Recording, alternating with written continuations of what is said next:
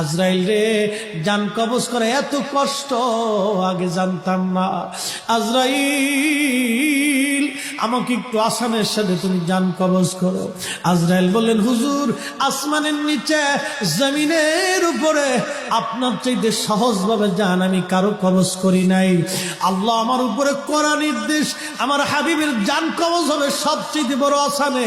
হুজুর, আমি যদি আপনাকে আসানে জান কবজ না করি, নবী গো, আল্লাহর লানতে আমি ধ্বংস হয়ে যাব।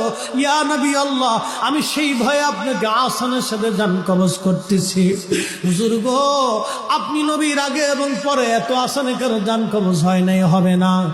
আল্লাহর নবী ডেকে বলে, আজরাইল, জান কবজ এত কঠিন, এত কঠিন, আমার কাছে কষ্ট হয়।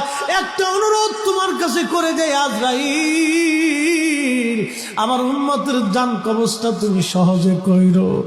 আমার উম্মত গুনাহগার, আমার উম্মত পাপী, আমার উম্মত গুনাহগার, আমার উম্মতের জানটা তুমি আসানের সাথে কইরো।